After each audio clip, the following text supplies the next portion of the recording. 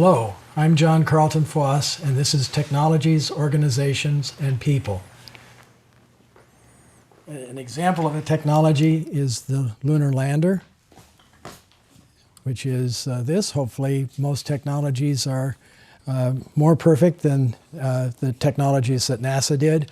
I have a bunch of other technologies, my laptop computer, a camera, and this microphone is also technology. All of them have interfaces among the technology, the people, the organizations that make them, the organizations that use them.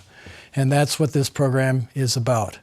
At the present time, we're focusing on the Falmouth wind project and the relationship, for example, with neighbors and developers and so forth. Today we have some neighbors who are on the west side of Route 28.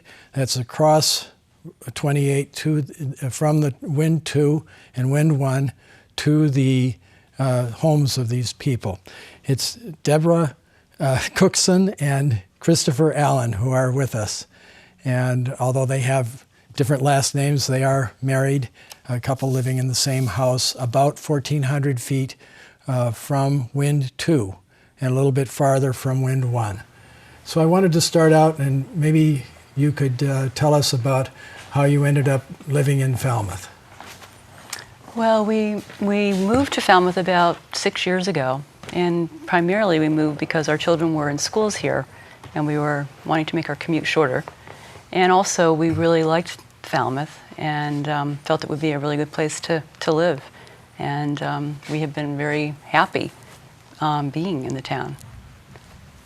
So they've gone through the Falmouth High School, and they've been in other schools in Falmouth. Very and good. Bourne. Very good. And you became aware of the wind turbines project at what point?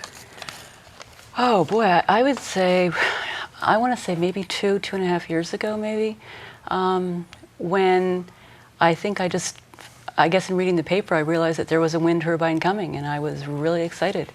And I had no idea that it was going to be that close to where we were. And when they began to put it up, I was really happy because I could see it from my house, and I just thought it was really beautiful. And so that would be a Wind 1. It would be Wind 1, yeah. And so we were just, it came up, and we were eagerly waiting for it to come on. And the same thing actually with Wind 2. And we really didn't know anything about it when we bought the house. We didn't know it was already in progress, or the planning was already coming up. We didn't even know that there was actually a sewage treatment plant across the highway from where we had purchased this house. So. And you don't get any odors from there? None Do you whatsoever. get any sounds from the treatment I found plant? it on Google. I went on Google and I was looking at our house from Google. Oh golly, there it is. And I went, what is that? And then it turns out that was the sewage treatment plant. Yes. And then, have you been over there to take a look at it? several times, yeah. The plant and the turbine, the wind turbine. Quite an operation. Yes, it is, yeah. And we actually walked as close as we could get to it to see if there was any sounds or anything that really... That would probably be Wind 1? Wind 1, Yes. yes. Yeah. Yeah. we couldn't hear anything. Yeah, not there. even walking up to it. Even when you're right there? That's correct, yeah. And have you done the same thing with Wind 2? No, I have not. I have. I went back up to the dog pound up there and parked my car and walked up to the hill towards Wind 1, and you can see Wind 2 on the other side of the sewage treatment plant. And I couldn't hear either one of them, and Wind 2 was spinning at that time. So it's substantially the same for both of them for you? Yes. Mm-hmm. And do you notice anything in particular about either one of these turbines of interest? Well, when you drive up the hill on our street and you're looking at it, it's quite unusual. It's huge. It is big, and it's startling. I'm sure if you weren't aware of what it was when you come up there, being 400 feet tall, it's a pretty big piece of equipment. So it sort of looms over you? Not really looms, but it's sort of when you're not expecting it, it's there, and you sort of like take a couple of looks at it. But I wouldn't say looms, because that's kind of a... Yeah, but whatever, you're comfortable with it at this point. Oh, totally. When Win 1 first was up, we can see it. When the leaves are down, we can really see it. Every time we have visitors, I would take them to the window and say, look at the wind turbine that's here. And everyone was like, wow, look at that. And it was very exciting. And now, we see Win 2. We can see both of them, actually, depending on which way we're looking from and which part of our house. And again, I know that will change when the leaves come out, but for now, I like looking at them. So it's almost like a tourist kind of thing. Yeah, I view it as that, and sort of a way to promote it. It's just, I find it fascinating. I also keep tabs on when they're spinning and when they're not. Oh, do you? Oh, yeah, it's just sort of like second nature now. I check on Win 2 and just to see if it's going in the morning, and I'm always happy when it is. So you're like, my mother was always looking out the window to see what's happening. Yeah, that's what I do. Yeah. And what is it like? My impression is from interviewing you before that you can hear the turbine, but you're pretty comfortable with it. Yes. Win 2, we can hear Win 2 more than we can hear Win 1. My daughter, who has a bedroom on the upper floor, says she can hear the Win 1 when it first started up, but I would have a hard time hearing them when I was out in a yard walking with the dog or anything like that. Win 2, there is a noticeable amount of noise when it's spinning in certain directions, especially if the wind's coming out of the southwest. It seems to be a little more noticeable than it is when it's coming out of the northwest or northeast, when the turbine is spinning facing that direction. But I'm out there every morning at 5:30 walking the dog, and it's not very noticeable. Even when it's windy out, it's not very noticeable. And when a car comes down the highway, you can't hear it at all. So the cars drown it out. Yes. So that would be during the day primarily.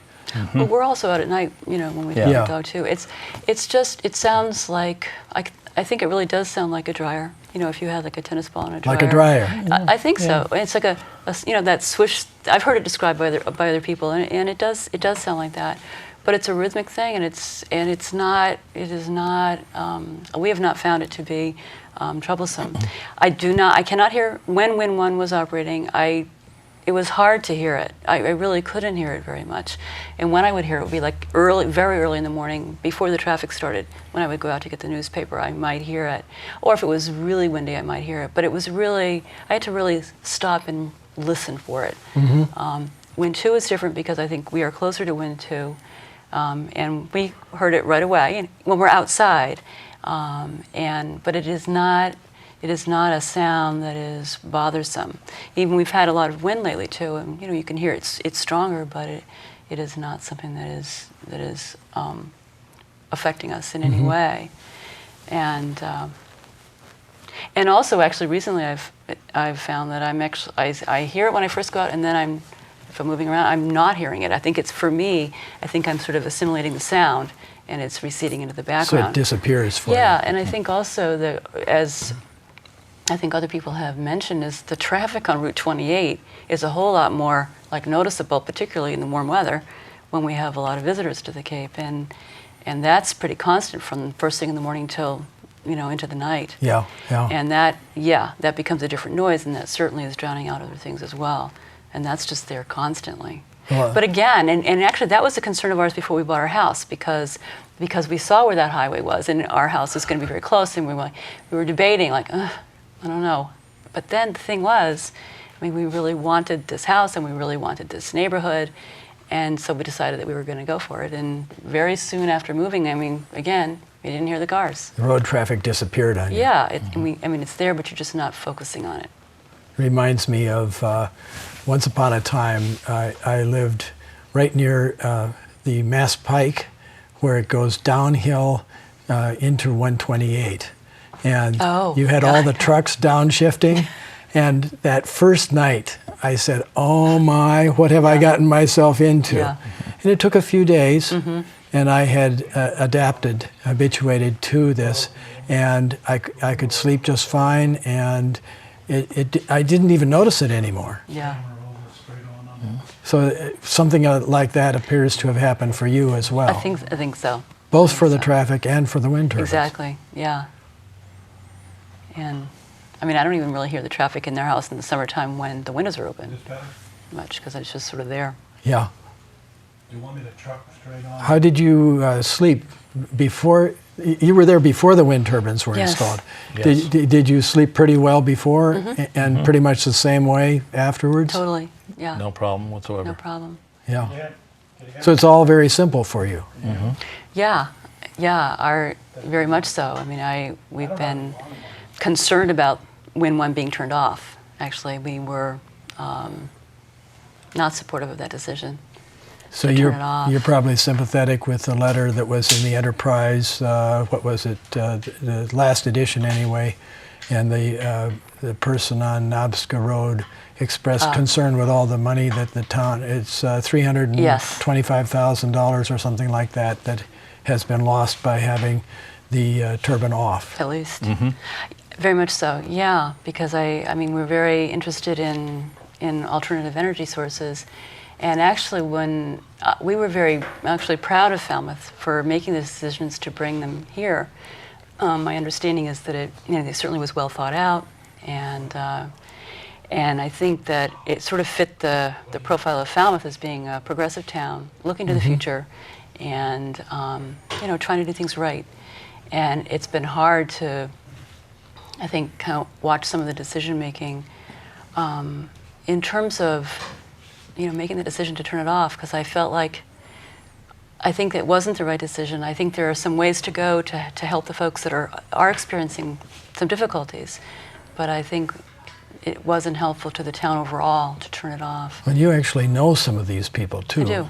I do, because we have, there are neighbors that have similar viewpoints and neighbors that don't. Yes. And everybody is certainly wanting to continue to be neighborly and so everybody works at that. It isn't an extremely polarized. It's polarized in some respects, but not. It doesn't wreck neighborhoods completely. I hope not, because I think people like each other, and they want that to continue. But it has been a big issue in the back of people's minds, because people are very strong about how they feel, and everyone has different thoughts. But I think that's us as citizens and neighbors and whatever. But I look to the town leadership to have a different stance. They need to really be the people that are making the decisions for the entire town. And I can't imagine how making a decision for the town that impacts us financially as a town, I can't imagine why that is a good decision. So I'm certainly hoping, that as we get into the spring that will be revisited. And I'm also hoping that maybe there will be some ways to help the folks that are having difficulty. Well, can you share some of the things you think might help? I really, I can't say personally. I mean, I read the Enterprise, I listen to CAI, or, I think that a lot of things have been spoken, whether, I think the most controversial one is about, buying people's homes. But I think if that needed to be done, I think that should be considered. I would think that there would have to be some rules, you have to meet certain criteria, I suppose, but I think like blinds for flicker problems, or, I don't know. I wouldn't know. Yes. But I would imagine there are people that would know. I've read about those ideas in the paper as well. Well, it's a little bit confusing to me because one home where I thought, they have a terrible flicker problem. I really want to talk with these people and find out how they're experiencing this, and they didn't have any problem with the flicker at all. Yeah, actually, we forgot to mention the flicker. We definitely had flicker in our house from Win 1. We've not had any in Win 2. But it was it's only for a certain period of time. For us, it was like 7 in the morning or so. And it was, you I just think it pull was the like, blind for 20 minutes and Yes. open the blind later on, and it'd be gone. it was about for 8 weeks. Yeah. It was in the wintertime, and it was like early December through early February, so about 8 weeks in the morning, about 7:45 to 8:15, if it was sunny. And we would just sort of move to the other side of the table, and then it went away, and then that was it, and then it went away permanently. And I think it had to do with the angle of the sun, how it's coming over the ridge. Oh, yes. And it, reflects on the blades. But it's transient. And I don't think that's been stated that clearly. I think people might think that there's flicker every day, all the time, and it's not that way, for us anyway. Were you saying it was 8 weeks? It was about 7 to 8 weeks. And it Yeah. was in the first winter of Win 1, so that was what, 2010 to early 2011, because it was turned off or became intermittent at some point in 2011. Yeah, it's been off quite a bit. Yeah, yeah. And we haven't had it in Win 2, but then again, Win 2 didn't come on until February. So I don't know if it was beyond the sun time for when it would cause a flicker in our neighborhood, or whether it would be because of that's in a different position. Yeah, the angles are very different. Maybe it will be a different part of the year if we get to see it for a whole year. Yeah, it's wind 2 is northeast of you, so Yes, the angles are very different. very much so. Wind 1 is sort of east-southeast of where Yep. you are. Yeah. And All the the- flicker was only for a few months. transient. It was not like it was ongoing all year long every Yeah, time. So, and it's not ongoing all day long either. no. So it's No. pretty easy to deal with. Great. And you've mentioned one way that this all has changed, your position, you draw the blinds down and you move your Move around the position a kitchen little table bit. with a Yeah. newspaper. Yeah. Are there any other changes in your life that this has led to? No. Nothing No. with respect to sound? No. No. No. No, because the sound isn't harsh enough to bother your sleeping, and it's not harsh enough to upset anybody from conversation or anything like that. It's a whisper. It's just sort of a low whisper, just constantly. And like I said, it's like it depends on the angle of the blades and the angle of the wind. There are times when the wind comes out of the northwest and it's blowing pretty hard. I can barely hear it on Wind 2. Yes. And there are times when it comes out of the southwest and it's blowing relatively easily and it's a little more noticeable, but there's nothing there that is disturbing to our family life. And some people have described a sound sort of like a jet, and that would happen when it's faced directly at you or directly away from you. Have you heard that kind of sound? No. No, It not mostly at all. doesn't face directly at you. Sure Well, does. when it comes out of the southwest, it's pointing right at our house. It's often facing our house. But it's not like the sound of a jet engine starting up at all. Oh, No. right, yes. It's like I describe it more as like a jet engine at 30,000 feet. and off in the distance, and you might Yeah. it could be like that, sure. But I mean, we live in the flight path from New York to Boston, and there's a lot of and Otis The Coast Guard has a lot of air helicopters, traffic. Helicopters are pretty noisy. Are very close and right there. The Coast Guard helicopter Yeah. goes over all the time. Yeah. What's interesting to me is that if you go off Cape, which I do frequently, I'm amazed at how many turbines are up since the onset of Win 1. So let's just say in the past, year and a half, 2 years. Now there's so many more just in the South Shore, and I don't know if you've been up Route 3 recently, Oh, yes. going to Boston, but in Kingston there's 4, and I believe there's going to be a 5th one. Yes. And they went up sometime in the past few months. And That's right. 3 of them are operating. They're a little bit further back. One of them is right there at the highway, and that hasn't come online yet. And I'm always happy to see it. I feel like I'm in wind turbine zones coming south because we've got those, and then you see the ones at the air station base Yes. near the Sagamore Bridge. They put Excuse me. in 2 there, yeah. Yep, and then coming down. So I feel like there's a lot more than when we first started out, and that's a good thing. And I always sort of look to see what kind of neighborhoods they are or are not. The ones in Kingston look to be more like ours and more of industrial land. Yeah, it's a converted farm, and they sold There's space. some of the property for development with houses, which people are complaining. And yes, there's a shopping center right near it. Yes. Well, I also have relatives in Portsmouth, Rhode Island, and so when I visit there, I very, very much see that wind turbine that is right on the grounds of the high school. And that is totally right there in the middle of houses, highway, everything. And the only thing that I've heard about is some flicker issues there, but I have not, in asking people that live there, I haven't heard that anyone's having the similar situations as here. Yes. But I'm not sure if it's accurate or not. And I gather you are very aware that some of your neighbors think very differently and Yes. perhaps have different experiences of the turbine. Yes, Yes. So that's a reality. it is, Certainly my impression too.